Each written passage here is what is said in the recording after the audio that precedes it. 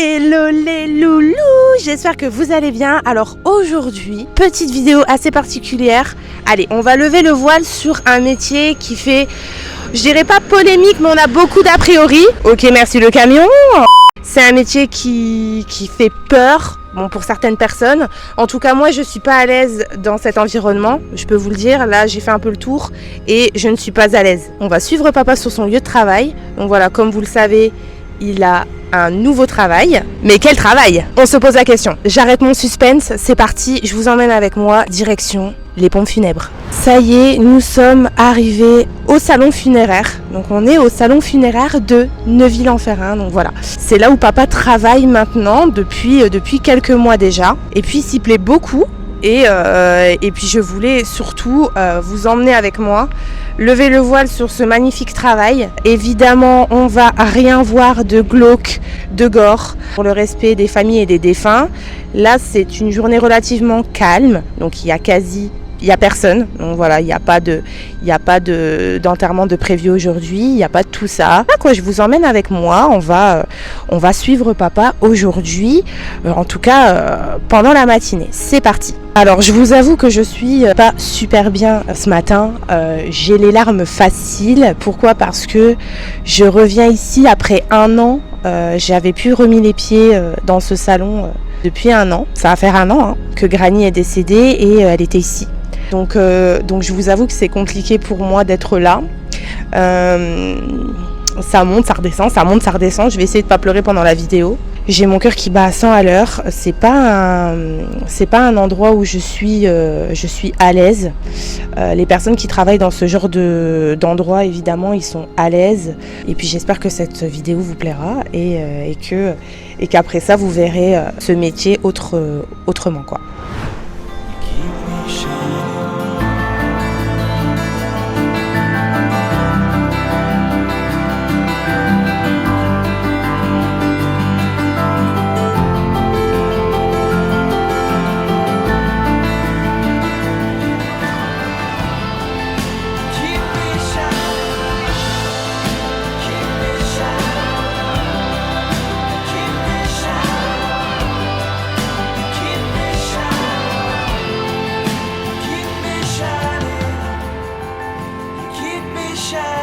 Je sais même pas pourquoi je chuchote, mais bon, à mon avis, c'est par respect, je chuchote dans ce genre d'endroit. Donc voilà, on est arrivé dans le salon, ça y est, on va essayer de trouver papa. Il sait que je suis là, mais il est en train de travailler. Donc voilà, ah, il est là, c'est papa, qu'est-ce qu'il est beau, regardez, il est là. Son nouveau travail. Aujourd'hui, il n'y a pas d'enterrement. Pas de cérémonie. Pas de cérémonie. Donc voilà, on est calme. De toute façon, si on voit quelqu'un arriver, on arrêtera tout de suite la vidéo. On attendra que les personnes partent pour le respect, c'est important. Du coup, on va visiter une chambre funéraire. On peut dire salon. On peut dire... C'est un salon ? Salon. Où on exposera le défunt à la famille. Pour info, ce salon, c'était le salon où Granny reposait quand elle est décédée. Donc voilà, regardez le petit papillon. Voilà comment se présente un salon funéraire. Il y a vraiment de la place pour recevoir la famille, c'est important. Ne vous inquiétez pas, c'est une mise en scène pour vous montrer la beauté du salon, la beauté aussi de ce cercueil. Il n'y a personne dedans. C'est ici que les familles peuvent se recueillir devant le défunt, c'est ça? Oui. Mon papa est parti, je ne sais pas quoi faire. C'est vrai que me retrouver ici, j'ai un rapport avec la mort qui est assez compliqué. La vue des cercueils, la vue de... C'est quelque chose qui m'oppresse, qui m'angoisse, à mon avis pour beaucoup de personnes. J'avoue que le travail que fait Kevin, c'est quelque chose de magnifique. Bon, du coup, là, on était sur le salon. Pardon. Je ne sais pas, le salon. Donc du coup, la question est, moi ça a toujours été ma question, est-ce que le corps reste dans le salon la nuit ou est-ce que vous le remettez en chambre froide et après vous le ressortez pour le remettre à disposition des familles ou pas? Il reste là, donc vu qu'il est sur une table réfrigérée, il n'y a aucun souci. Donc ça au moins, ça c'est quelque chose que je ne savais pas. Donc voilà, papa m'apprend quelque chose. Donc ici, il y a combien de chambres? Ici 4 chambres, 4 salons. 4 salons, et si jamais tous les salons sont complets? On a une succursale à Tourcoing qui nous permet d'avoir également 4 chambres supplémentaires. Si les 8 sont pris? Si les 8 sont pris, ça reste rare, hein, mais on s'adapte. En général, tout est bien synchronisé, quoi. Ok. Ensuite, ce qu'il y a, c'est que vous pouvez aussi faire des cérémonies, c'est ça? Oui. Donc, du coup, on est en capacité de faire des cérémonies dans nos locaux, qu'elles soient religieuses ou pas. Ok, c'est super grand. Tu peux avoir combien de personnes ici? En général, il y en a qui restent debout, c'est arrivé jusqu'à une centaine. Hein. Et ça arrive souvent? Ouais, ça reste régulier. Les gens aiment bien l'endroit, ça reste neutre. Donc là, cérémonie par exemple, cérémonie, après ça c'est soit au cimetière? Cimetière ou crématorium. Au crématorium, ok. Et la cérémonie, c'est vous qui la faites ou c'est un prêtre? Il y a quelqu'un... On peut religieuse ou pas religieuse, on peut faire religieux ou pas, mais il y a un maître de cérémonie qui s'occupe de ça. Ok, ok, maître de cérémonie. Et toi, tu fais pas de maître de cérémonie? Pas encore. Et c'est qui ramène le cercueil? Ah, et donc quand tu fais partir le cercueil, tu le rentres dedans, mais ça se ferme. Ah d'accord, ok. Et du coup, dans cette... En gros, on est là pour honorer la vie de la personne disparue. Ok, ça c'est super important. On fait tout pour, avec les familles, honorer la vie de notre disparu. Ok. Ok, donc là c'est la salle. Vous avez vu les détails? C'est des nuages. C'est quand même bien pensé. Ce qu'il y a aussi, c'est que les familles s'impliquent de plus en plus dans tout ce qui est enterrement, tout ce qui est les cérémonies. Ils s'impliquent. Comme là, je vais vous donner un exemple. Pour Granny, j'ai chanté une chanson. Au moment du départ du cercueil. Parce que nous, on était dans une église, donc voilà. Et j'avais fait le choix de chanter une chanson. Après, vous pouvez même demander que, je sais pas, les petits enfants fassent ça autour du cercueil ou fassent ça. Ou finalement, je préfère que ça se passe comme ça, parce qu'avant, ce qu'on me disait, c'est que une fois que quelqu'un était décédé, c'était voilà, mon père est décédé, il donnait son corps comme ça et il disait, ben voilà, occupez-vous de tout. Donc les pompes funèbres s'occupent de tout, mais là, les temps changent et les gens veulent s'impliquer dans le départ, dans les au revoir de leurs proches. Donc moi je trouve ça juste génial que les pompes funèbres nous laissent faire ce qu'on a envie de faire avec nos défunts. Donc voilà. Alors ensuite, je vous montre parce que après cette après cette cérémonie, vous avez aussi la possibilité d'aller du coup là, dans cette salle à côté, où là vous pouvez boire un verre, donc tous ensemble. Donc dans ces cas-là, tout est mis à disposition. Oui, tout est mis à disposition. Les softs, le champagne, un petit verre de vin, du café. Je vais d'ailleurs prendre un petit caramel, si ça te dérange pas. C'est du caramel, hein. Carambar au caramel, on est d'accord. Donc là, c'est vraiment... Moi, je trouve que le lieu, il est très très beau, très épuré, il est chaleureux. Du coup, on a fait le tour de tout ce qui était salon, tout ce qui était cérémonie, tout ce qui était après cérémonie. Évidemment, on ne va pas aller jusqu'au crématorium et pas aller jusqu'au cimetière. On le connaît tous, c'était vraiment comment ça se prépare, etc. Alors, est-ce qu'on peut aller visiter là où les corps sont préparés? La salle de soins? Oui, c'est ça. Allez, c'est parti. Je vous rassure, il n'y a personne. Hein. Nous voilà du coup dans la salle de soins. Donc ici, je pense que c'est pas toi qui fait le soin des personnes. Thanato. C'est un thanato qui vient avec son matériel. Thanatopracteur. Thanatopracteur, ouais, je ne sais pas ce que c'est. C'est une personne qui vient, qui se charge. On va le chercher soit à domicile, soit dans un EHPAD, soit à l'hôpital. On le ramène ici et on prévient le thanato qui peut venir faire le soin. Certaines personnes ne veulent pas de soins. C'est les souhaits de la famille. Donc du coup, ici se passent tous les soins. Donc évidemment, là, vous ne voyez rien de glauque. Hein. C'est là où tout se passe avec les corps de nos défunts. Là, du coup, vous avez l'intérieur d'un cercueil. Mais en tout cas, voilà, c'est très joli à l'intérieur. Tout est pensé, évidemment.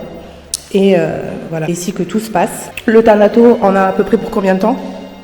Ça dépend. Ça dépend du travail? Ça dépend du corps, ça dépend de la maladie, ça dépend... Ça dépend de tout. Alors du coup, je vais vous montrer évidemment l'endroit dans lequel le corps voyage quand il sort du salon funéraire. Du coup, il voyage dans un corbillard. C'est là où on met le corps pour l'amener d'un point A à un point B. Là, je vais vous montrer un petit peu le corbillard en lui-même, qui est super grand, qui peut en contenir combien? Un seul? Par exemple, il y a deux corbillards. Voilà, le corbillard en lui-même. Papa, il peut l'ouvrir ou pas? Ok. Oh.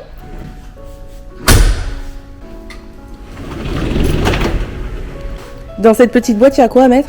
Le porte pour mettre les cartes. Ah, ok. Comme quoi, on sait pas tout, hein. Et au-dessus, on met tout ce qui est fleurs, la photo. Il y avait la photo de Granny la dernière fois. C'est la patronne qui dit ça. Hein. Évidemment, la patronne reste dans l'ombre, elle ne veut pas se montrer. J'ai une question. Je vous montrerai pas sa tête, mais elle répondra de toute façon. Si le corps n'a pas de soins, oh, super, elle s'est fait un chocolat chaud et tout là. Elle fait un bruit de ouf. Je suis en train de. On va attendre que son chocolat est coulé. Fini. Alors, quand le corps n'a pas eu de soins, la famille peut le voir quand même. Ouais. Mais combien de temps? Moins de temps qu'un corps qui a déjà eu un soin ou pas? Alors, ça va dépendre de l'état du corps. Parce que le soin de conservation permet de garder un corps en bon état pendant 6 jours. Ouais. Si on n'a pas, on ne peut pas garantir que le corps soit en bon état autant de temps. Ok. Donc on voit au jour le jour. Ok. Donc si jamais tu vois que le corps est trop abîmé, Voilà. tu On est certain. ouais, et tu préviens la famille que c'est plus possible de le voir, c'est ça? Ouais. Ok. Bon, donc voilà. Et évidemment, les soins, c'est payant en plus de tout ça. Nous allons aller là où vous allez pour avoir un devis, pour choisir le cercueil, choisir les compositions florales, évidemment, choisir les plaques.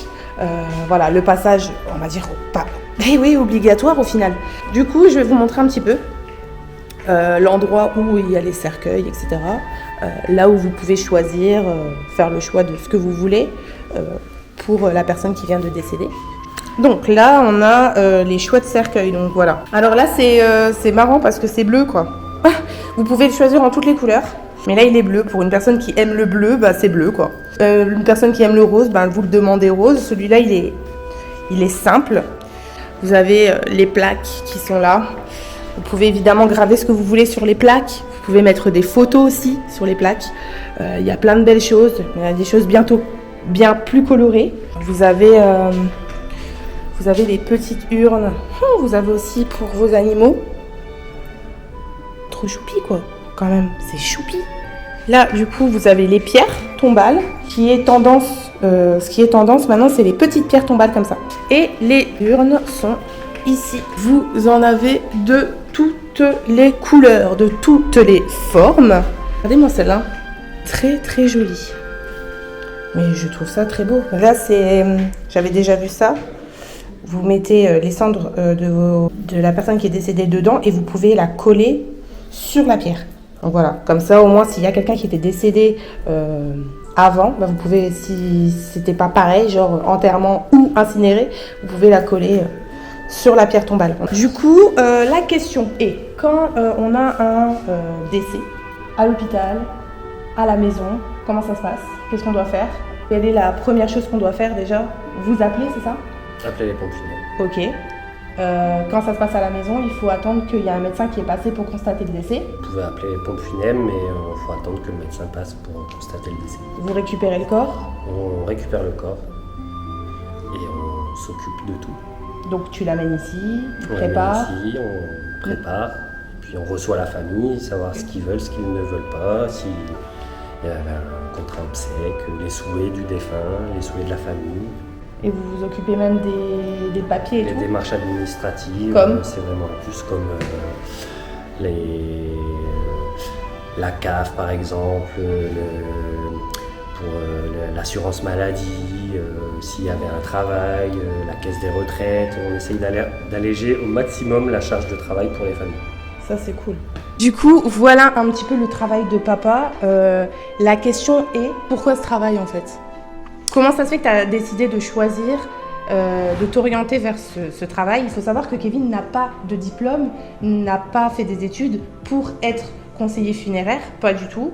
Je ne sais pas s'il faut être diplômé pour faire ce genre de travail. Magali ? Oui, il y a une formation. Et en fait, Kevin, il va avoir une formation du coup.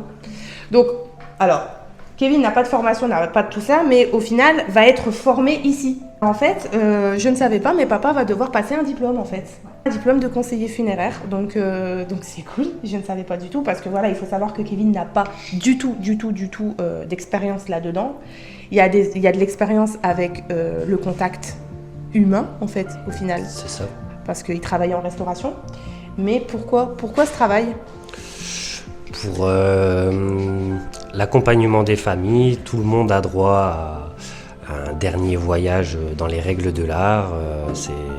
Tout le monde le mérite et c'est dans ce but-là vraiment honorer, comme je l'ai dit tout à l'heure, la vie de la personne disparue du mieux possible qu'on puisse le faire. T'as eu un déclic ? Est-ce que le décès de ta grand-mère a fait que... Ça a certainement joué, c'est sûr, donc pourquoi pas essayer ? Et puis c'est une activité qui me plaît, donc allons-y, on fonce. Si 5 ans en arrière, je te disais tu vas être pompe funèbre, tu vas être conseiller funéraire, tu m'aurais répondu quoi ? Non, pas du tout. On pouvait pas prévoir. Ton premier jour de travail, quand tu as travaillé pour la première fois ici, tu as eu une appréhension sur les corps ou sur ce que tu allais voir, peut-être sur lequel... Ou le premier jour où tu as été chercher un corps, parce qu'il faut savoir que Kevin, le week-end, un week-end sur 2, il est d'astreinte. D'astreinte, ça veut dire que si jamais il y a un décès, il est susceptible d'aller le chercher. Et je me souviens la fois où il m'a dit j'ai été chercher une dame qui était tombée des escaliers. Domicile. Ouais, à domicile. Où là vous pouvez retrouver le corps, mais dans un état où voilà, ça peut être choquant quoi, quand même, non ? Bien sûr. T'as été choqué de cette image ou pas du tout ? T'as su faire... Abstraction, sans problème. Évidemment, on en a parlé aux enfants. Les enfants sont au courant. Ils savent que papa est conseiller funéraire. On va les laisser parler, tiens, c'est parti. Bon, alors du coup, comme je vous disais, on va poser la question aux enfants. Alors, les enfants, qu'est-ce que papa fait comme travail ? Croque-mort. Croque-mort. Et du coup, ça consiste en quoi pour vous, croque-mort ? Il travaille avec les morts. Ouais, et il leur fait quoi ? Il met quoi ? Les gens dans leur tombe. Dans leur tombe. Vous trouvez que ce métier, c'est un métier... C'est beau, c'est pas beau, c'est cool ? C'est cool. C'est cool ? Toi, t'aimerais bien travailler avec les morts ou quoi ? Moi, c'est pas cool. Tu trouves pas ça... C'est triste ? Oui. C'est triste ? Toi, tu trouves pas ça cool ? Tu trouves ça triste ? Mais il en faut pourtant. Des gens comme papa, au final. Hein ? Mais papa, il fait un beau métier. Il est content de le faire. Et il est plus souvent à la maison aussi. Après qu'il croquait et après qu'il mord. Tu pensais quoi ? Qui croquait et après qui mord. Ouais, croque-mort. Ouais, c'est vrai que voilà, on dit comme ça, voilà. Donc voilà, pour la réaction des enfants. Voilà ce que les enfants pensent du travail de papa. C'est important pour nous de leur expliquer, vu que Elsa a été confrontée à la mort avec Granny. Ça a été quelque chose de compliqué. Elle a voulu la voir avant son dernier voyage. À cette époque, elle avait 7 ans, elle était partie au Club Med et en revenant, Granny n'était plus là. Donc il a fallu lui expliquer, elle a voulu la voir, elle l'a vue un quart de seconde, mais c'était important pour elle qu'elle y aille. Je pense qu'elle a fait son deuil, elle en parle comme un papillon, Aaron aussi. Mais voilà, que papa travaille dans ce métier, j'avais pas d'appréhension au niveau des enfants, je savais qu'ils allaient comprendre. Et au final, Elsa et Aaron en parlent ouvertement, donc c'est super important d'en parler. Donc voilà, donc les enfants sont au courant, la famille est au courant. Certaines personnes ne comprennent pas le choix de Kevin, certaines personnes le comprennent et disent que c'est un métier magnifique. Donc chacun son avis. Et puis moi, je suis très fière de lui, très fière du conseiller funéraire qu'il est, de la personne qu'il est, voilà. C'est une personne qui est empathique, c'est une personne bienveillante. Tout ce qu'il faut pour être un conseiller funéraire. Voilà. En tout cas, j'espère que cette vidéo vous aura plu. N'hésitez pas à Likez. à vous abonner et on se retrouve bientôt pour une prochaine vidéo. Bisous, bisous. Oui, oui, bien sûr. Oui. Exactement. Ouais. C'est ça. Très bien, c'est noté. Tu peux arrêter de faire semblant, hein. C'est bon. Arrête. Ok.